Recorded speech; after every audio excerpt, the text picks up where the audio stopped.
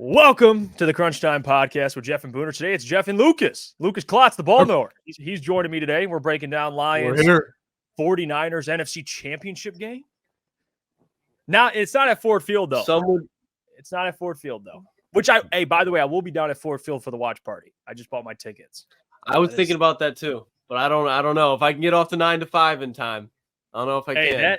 That environment, I can't imagine. It's already like sold out, which is crazy. I mean, not really crazy, I guess. These fans have been committed, but the watch party? Yeah, live watch party at Ford Field. What, it was only $20? Yeah. I would have bought that right away too. Yeah, it's a steal. It's an absolute steal. But we're here. We're gonna break down the game a little bit.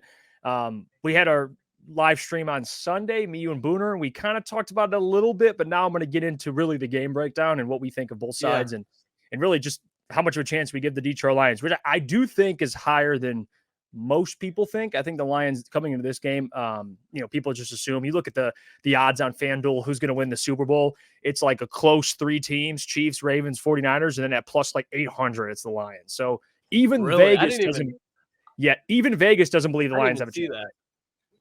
Yeah, that's Vegas talking too. I don't know. I've seen I know Rich Eisen was putting on for the Lions. He was like, why not? He is. Because when you really think about it, because he gives me hope because he's very real. I kind of enjoy listening to Rich Eisen. I think he's close to being on ball knower level. He makes some misses, like he picked the Rams to beat him. So you can't say that there, but he was saying that, and I was like, man, he's like, why not?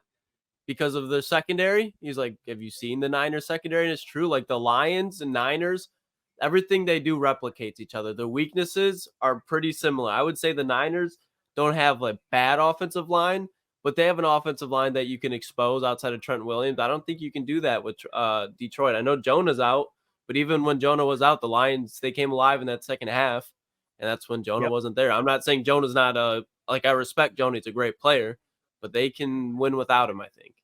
And I'm not guaranteeing it, but there's a way. Well, I'll tell you this. I think we'd be much more confident without Jonah Jackson than we would be without Frank Ragnow. Yes. That's because I know, Frank, we had this debate with me and Sam Flannel early in the season. I thought Frank was the best center in the game, and I stand on that. I think Frank is the best center in the game. Yeah, me and Flannel were preaching for Creed Humphrey. Yeah, and he's still. We said Jason Kelce won, and then it was like Ragnow, but I think Ragnow definitely passed Kelce this year. Yeah, and he played when he got hurt. Man, I thought he was done. When Frank went down, I was like, he's done. He looked done. That injury looked, and he was throwing around Vita Vea. Yeah, he was throwing him around. It was. That's big boy football. On one knee. Big boy. On one knee. Yeah, literally. And that's, I think when you brought up the secondary for both teams, I think it's a great point. The other reason why I do give the Lions much more of a chance than maybe some people nationally think is because of the run defense. Now, Christian McCaffrey is the toughest test they've faced this year. I want to make that very, very clear. But you look at Christian McCaffrey this season, and I had to go back because the last 5 or so games, I mean, except Washington, didn't have his greatest performance. He's been on a tear. I mean, he had a $145 almost against Seattle, over 100 yards against Arizona, over 100 yards. He's the best running back in the league. No question at all. But he's just one of those players where sometimes it doesn't matter. It just doesn't. Now, the part that gives me hope is, yes, he's been hot, blazing hot the last handful of games, but you go back earlier in the year against Dallas, 19 for 51, 2.7 yards per carry.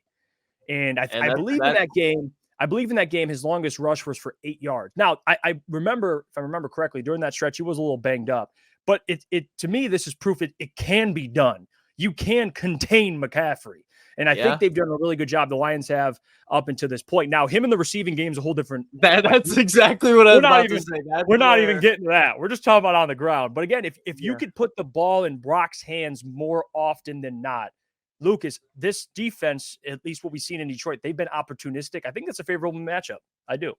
Yeah, they're a bend but don't break, especially in the secondary. And you have to admit that on the perimeter, on the corners, they're shaky. But with the safeties they have, the 4 of them, with Kirby, Brian Brand, CJ, and Iffy, that's such a – they're going to have to – in my opinion, with the matchups that the 49ers bring you offensively, that's the way they win that game in San Francisco. They have to use those 4 safeties because it just goes down to putting your best 11 on the field. If they do that, I think if they make Brock uncomfortable, if they find a way to get Aiden out on like how they almost did it last week where they made sure Aiden was away from Tristan Wirfs and he was making plays on the other side. If they do that and Aiden can make Brock uncomfortable, then yeah, I mean, CJ, he's just a playmaker. I think that's one of those guys, especially with him and Debo. I mean, he knows what the 49ers about, what they're about. So there's plays to be had. Kirby, I think he can have a big impact. And if Brian Branch plays like he did, I mean, did you hear what Baker said about him? Yeah, he's a big fan of Brian Branch. He said he was the difference. He was the difference. Yeah, he was. I mean, even in the run game, I remember late in that third quarter, he was just coming up in the run game and just making key tackles that they were about to break into like 7-8 yard runs, and he held them to 4. And he was just on the other side of the field. But if he can make Brock uncomfortable and kind of cause Kittle and Debo some trouble, I definitely think there's a win possible for the Lions because I'm not really worried about Goff. I'm not. Like, I'm confident with Goff. I think there will be a turnover from Goff. Whether it's a fumble or an interception, I think there will be something, but that's what the 49ers do. And it's more so in the front 7. And I'm not going to be – if Goff has like 3 turnovers, then I'm going to be pissed. But even like 2, if he throws 3 touchdowns, 2 interceptions, I still think there's a way because I think there's a way bend but don't break. They'll hold the field, the Niners to like 3. Yeah. Because Shanahan in the playoffs, man, he's shaky. That, to me, Lucas, is the biggest matchup is Lions red zone defense, which has been very good against this red zone offense for the 49ers that has been very, very good, except for obviously the Packers game. They weren't great. But I'm talking all season long. I mean, go check what they've been doing. They're one of the best red zone, at least the most efficient red zone offenses. They're like built for the red zone. Yeah, like you got Christian McCaffrey, George Kittle, Brandon Ayuk, Debo, and you got Trent Williams. It's like, all right. Even Juwan Jennings, bro. Say what you want. Juwan Jennings, your guy, because he's a dog. But here's why he's gritty. Gritty. Not as gritty as the Lions players, though. That I think going away in this type of big game, I think they're suited for this. They're comfortable playing in these type of environments. You mentioned Goff. I don't think Goff's going to be phased. Like he's played in this game before multiple times. He's played in a Super Bowl. This stage, he's from Cali. He's going to be comfortable. He said he's going to have his friends. I think this is one of those things where he's just going to be locked in. Like this is just another game, not another game, but this is nothing. Like to your point, he hasn't not seen before. Like he's played playoff games in San Francisco, or I mean, I'm assuming so that they matched up. I mean, at some point, he's played a big game in San Francisco, so he knows what it is. And the Rams during that time were very good, and the 49ers during that time were very good. And he got to a Super Bowl in that division.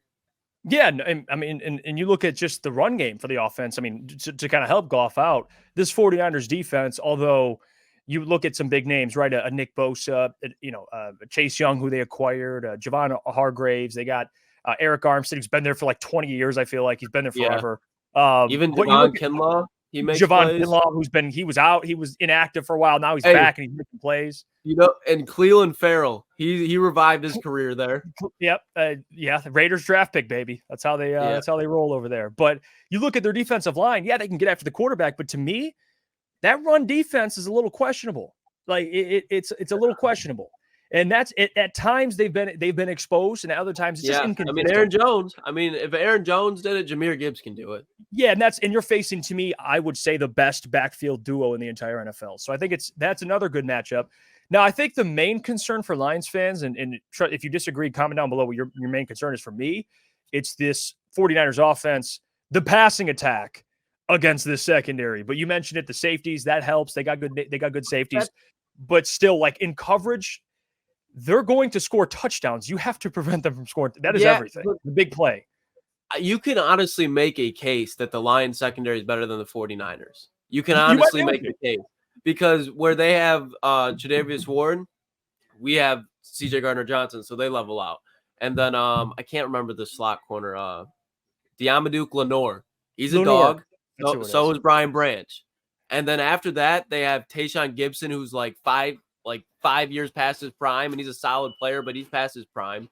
And then that's what you bring in, like Kirby Joseph, and then you have Iffy, who are 2 young players that are getting better, and it's like, okay, they're better. Because I can't think of the other cornerback that they have, but he just gets cooked. He's like can't remember his name, but he's like the Vildor. And the Packers were just going at him every time, and he couldn't stop a soul. I think So you would just argue you would argue that Chardavius Ward is better than Cam Sutton right now. I think we could. As far as the middle of their defense, like that's where they're vulnerable. That's where the Lions are vulnerable. But then on the perimeter, or like the perimeter, the Lions are vulnerable. 49ers are in the middle of the field.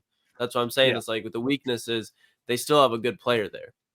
Yeah, who lives in the middle of the field? Sam Laporta, St. Brown, Josh Reynolds. Like, I think St. Brown's going to go crazy. I would agree with that. And guess what? Also, he's from California. So, hey. Yeah, this is like a home game for him, too. Oh, yeah. No question about it. So, for me, yes, is the 49ers the biggest test to me they've had this year, especially on this stage? Of course. You're on the road. Lions fans travel. That place is going to be filled with Lions fans as well.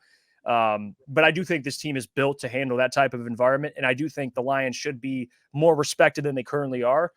I'm not going to give a score prediction out. I'm not going to give a winner out. We'll do that at the end of the week. I got to think about that. We'll do I'm more thinking about it.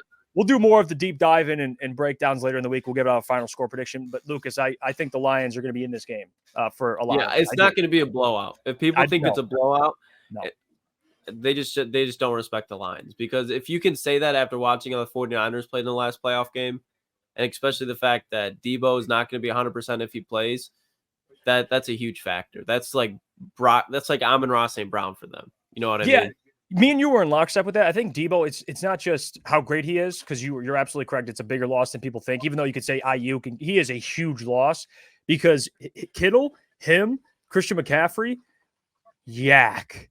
And like Debo, especially yak, that's huge. Like that's the skewed passing yards you can't see with Brock.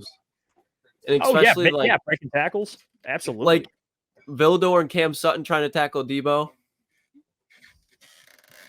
It'd be like that Tutu Atwell play where he caught Kindle tried jumping on it. Vildor lays his life out every time, and he's always like that far from making a play, and it's every game.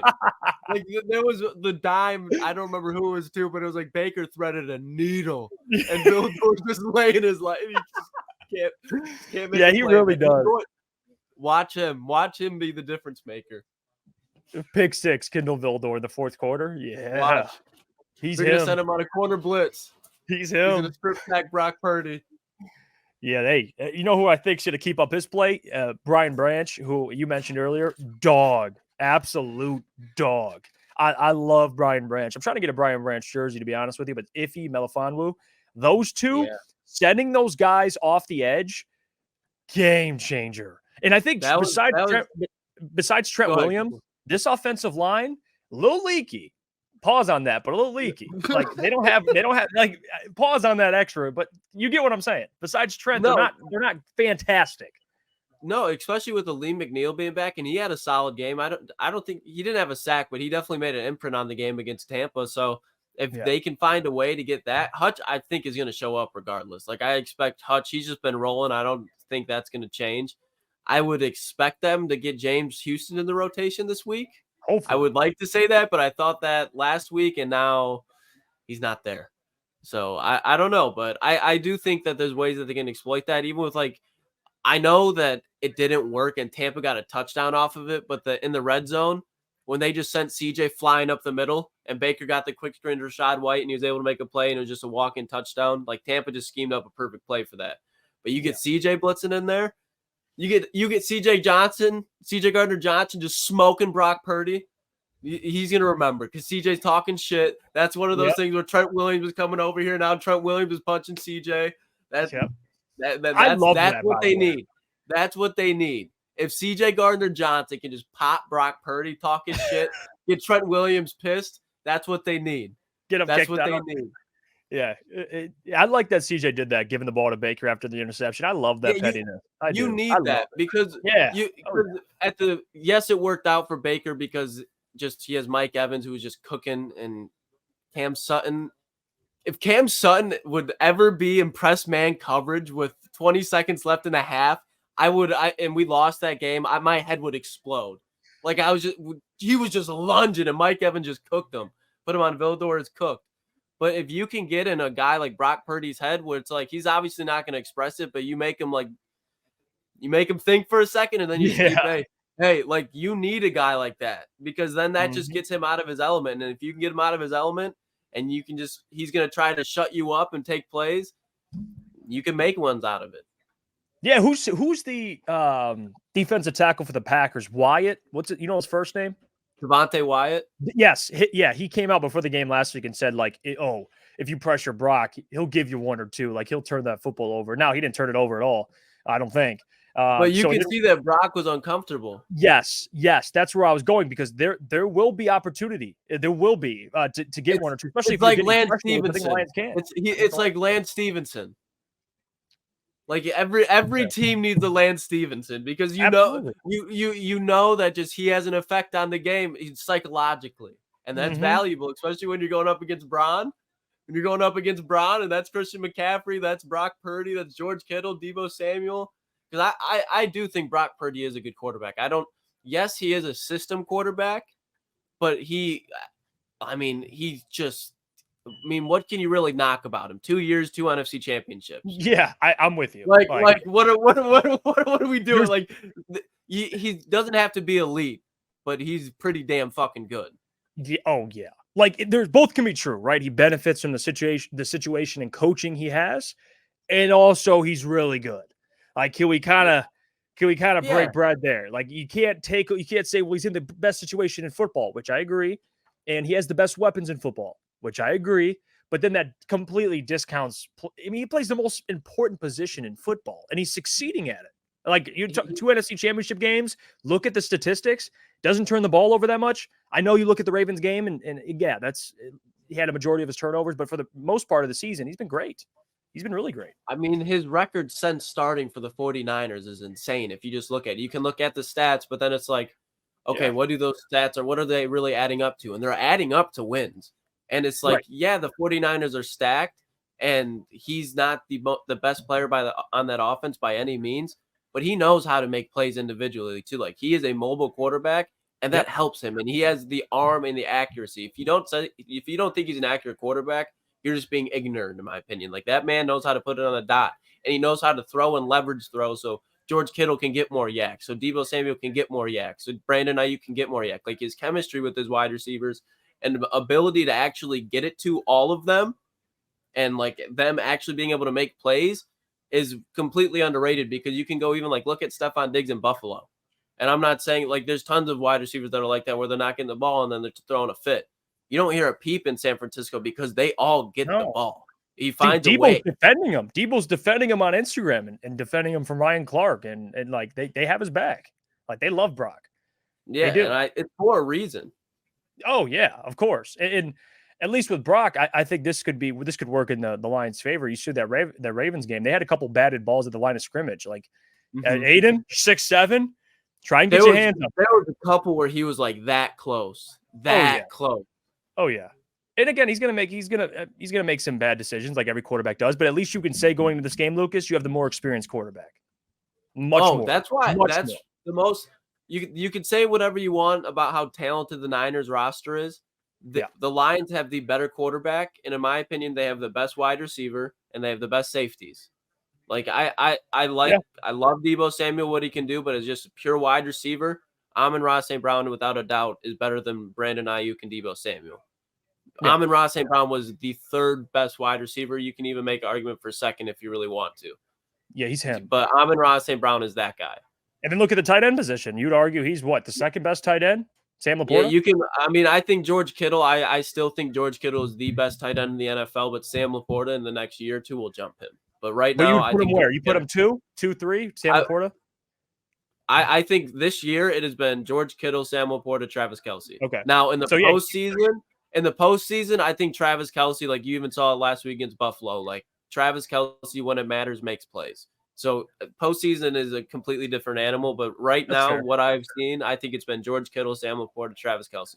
Because even Sam Laporta scored a much-needed touchdown in the Rams game, and that one drive where they were just feeding Sam Laporta down the field, and then that led to points. So he's been crucial for the Lions this postseason in itself.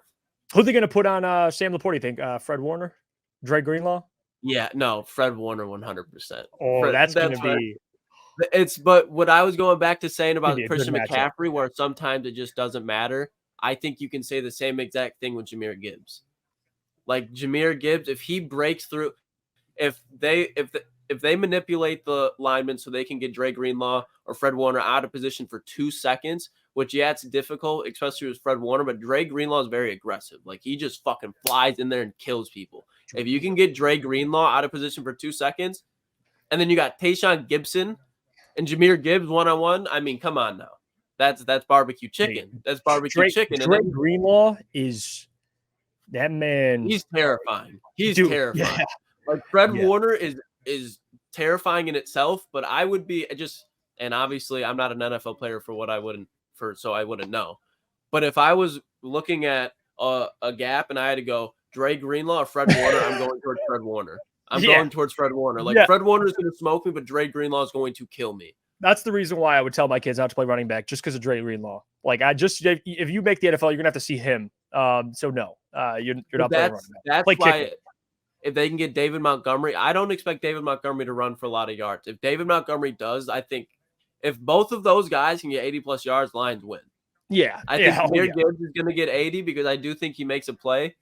But if David Montgomery can get 50 and just kind of wear down that front seven, so then Jahmyr can come in for those 2-3 plays when David needs a break, I think that's when they can get him cooking. Because obviously I think they'll have Jahmyr in the long passing downs, and he can make an imprint there, especially like on that drive where I think it was 24-17, and then they had Levante David lined up, and he kind of ran a little like angle route, and Goff just checked it down to him, and he was able to get out of bounds. I think if they can do a couple of those, that will really get him going.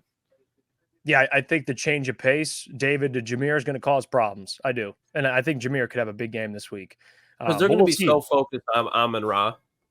Yeah, absolutely. And we've seen, too, like, and this is the good thing. Now, I don't know. It's a huge test this week. Again, 49ers are tough.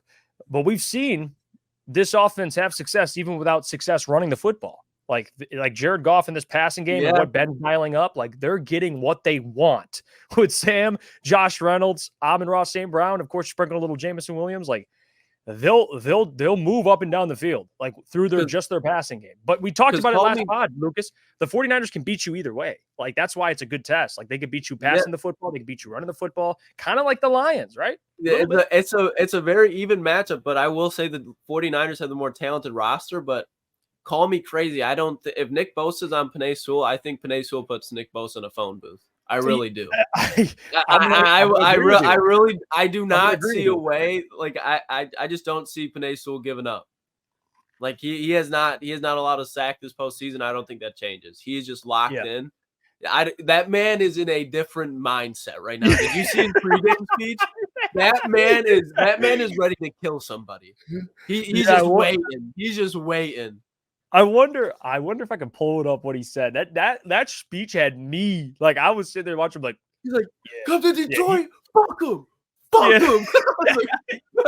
I showed my dad that. Like rarely do I show my dad videos. I was like, Dad, watch this. He's like, yeah, I like him. I like him. He's like, that's what we need. Yeah, that's the difference. I think like he was the first Brad Holmes draft pick. Yeah. Now you know why. Like he's now you know why. Culture. He's like as cliche as it is, he's the grit. Oh, and he's so talented. Like he's already, you can see he's a first ballot Hall of Famer.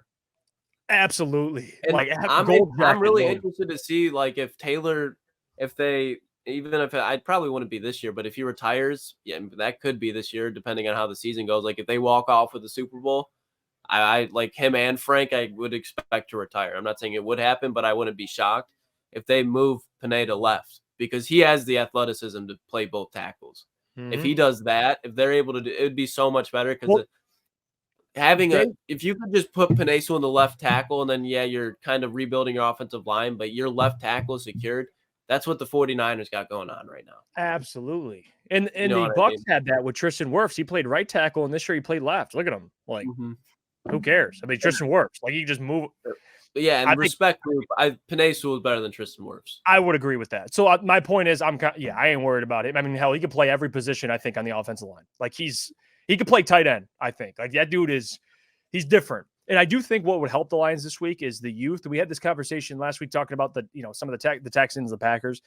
I do think that matters, and especially if you're a good football team like the Lions, like they don't even know, like half these guys are like, we're just here having like we're just balling. Like the 49ers to them, it's championship or bust. That's how they view it. Yeah. The Lions are like, we got nothing to, not that they I don't want to act like they have nothing to lose, but they don't really know they don't know what it is to get here. They've never been here before. Like Penei, Amon-Ra, St. Brown, like Jared does, but some like Aiden, he's just gonna be playing free out there. There's no pressure on these guys. This is like I don't really know how to phrase it, but it's just like they didn't expect to be here, I don't think. At least obviously that's their mindset to get there, but realistically, like I don't think we expected them to be here and having this much of a chance and not just expect to go in there and just get smoked. Yep. And it just feels different, but I think it's a learning experience. Like I think it's a lot like how people look at the Texans too, but the Lions are better than the Texans in my opinion. Yeah. It's just like you know the Lions will be back here. And it's like you can't say, well, no, the team's gonna fall apart. It's core wise, the team's here and it's going to be here for a while. Yeah, I think the way to say it would be like they don't know they're not supposed to be here. They don't know in their mind they're not supposed to be here. Like this is one of the they don't know what here is. They don't know what here is. It's like it's just a huge learning experience and just constantly seeing if they're ready to handle it. And they've shown on all phases, special teams. Jack Fox has been killing it when they need him to. I mean, Michael Badgley nailed a 54-yarder. Like they're locked in on all three phases of the ball, and it's like they've shown that they're ready for it. It's just almost like us. Are we sure that they're ready for it? They keep proving that they are. Yeah. And look at the players on the team, like a Brian Branch, Alabama. Look at the stages he's played on. Aiden Hutchinson won the Big Ten, went to the college football playoff. Look at the stages he's played on. Like these guys have played in big games in college. And then you got CJ on the as a DB who's played in a Super Bowl. Jared's played in a Super Bowl. So it's like a mix of like youth with guys with it, that have played on big stages in college, and then mix of vets that have played on, big stages in their pro career. And then you have Frank Ragnow and Taylor Decker, where it's like they're vets, but they're like, we're here too. Like we finally are here. Taylor's never been here. Frank's never been here. No, and he's gonna be. I mean, Josh. If Josh Reynolds can get a game going, that's a huge one because he's same thing with Jared. He's been here for the Rams. He's been in the big games, and he's been killing it this postseason. I know he kind of got banged up in the third quarter, but he came back. Like he's ready. Like I think Josh wants to be re-signed, and he's showing you exactly why he should be. They need to get Josh. That man better not leave Detroit at all. Kidnap him, keep him here. He's got to sign. Because I don't think he wants to go anywhere. Why? Like, where else would you rather be if you're Josh Reynolds? He's in a perfect position. He's facing the third worst DB on every team, and he just cooks. Just cooked, yeah. Like he just cooked. It's like that's another when we talk about yard after the catch with Amon-Ra and Laporta. He's another one where if they get, I wish I could remember this 49ers cornerback name off the top of my head right now, but he was getting cooked all night long by the Packers. And if they can get Josh Reynolds matched up on him, that would just be a matchup that they could exploit all night long. Because not only is Josh extremely talented, but he's just that polished wide receiver that consistently just produces, and you can rely on him. He's every quarterback's like dream. Is it Ambry Thomas? Yes, Ambry Thomas, bro. He's the 49ers Vildor. Yeah, and Goff, if they can get Josh Reynolds going against him, that's the matchup that can do it. I want to look up his PFF grade just to get like a quick dude. It's got to be terrible. Because honestly, and Shannon Sharp spoke to it. Lenore's probably the best coverage guy because he's exactly like Branch, where in the slot he's locking people down. You put him outside, he can lock people down, but you got Ward out there, so they just leave him in the slot and he cooks. So he's allowing this season, he's got about a 70 coverage grade, which is all right. His passer rating allowed is not great. It's almost 100. It's 96.4 pass rating allowed. So when targeted, so he's gettable. I didn't know who he was for good reasons. Let me put it to you like that. I was like, dude, who? I was like, oh my God, the amount of flags he was allowing was crazy. It was either a first down, touchdown, or PI that was called on him every time they targeted him, bro. That is, Hey, Ben Johnson, I bet he knows this is just as well as we do. He knows it just as well as we do. That's honestly the weak link that gives me hope about this game. And you think Because 49ers I fans are respect the hell out of their front seven, but I still think Jameer can make plays. I respect the hell out of Fred Warner. I still think there's a way Sam Laporta can make plays. Ambry Thomas, man, I'm not trying to be disrespectful, but there's some disrespectful things that could be said. And I think that's where the Lions can exploit it. And if they just ching, ching, ching, it's a first down, touchdown, or pass interference call. It's going to be one of them. So put Josh Reynolds on him, the savvy vet that knows how to make plays, and that's what you do. That's what people do to the Lions. That's what you do to the 49ers. At least they don't have Tufonga. That dude. That's where I'd be like, Jameer, because that changed the dynamic of their defense completely. Because he can cover so much ground. Like, he's a physical guy in the run game. Oh yeah, but he knows how to make plays in the second. He can cover so much ground. He can travel. I'm not saying he's the level, but he resembles Troy Polamalu so much. Just as like, he doesn't give a fuck. He will smack you in your fucking mouth, but then he can cover the fastest wide receiver on the field if you need him to. Yeah. Like, he can cover half the field if you need him to in any game. Former All-Pro too. That's a pretty big deal. Pretty big deal. Second season. All-Pro. He went from like 12 snaps to All-Pro, and then he was going to be an All-Pro and got hurt. Yeah, that's big. Hey, see, injuries, it helps both sides. All right, Lions are in a good spot. We'll break the game down in kind of more deeply later in the week. We're going to get into the specifics with Booner and give our score predictions. But if you want to stick around for that, don't forget, hit the like button and subscribe, because you never miss a thing if you're subscribed. We're trying to hit to 1,000 by Lucas's birthday or Valentine's Day. 20th, baby. Oh yeah, we'll lean towards Klotz's birthday. But we appreciate you guys. You're tuning into the Crunch Time podcast with Jeff and Booner. Of course, Jeff and Lucas today. We'll catch you guys next time. Like I said, hit the subscribe button, and we'll see you later. Deuces. Peace.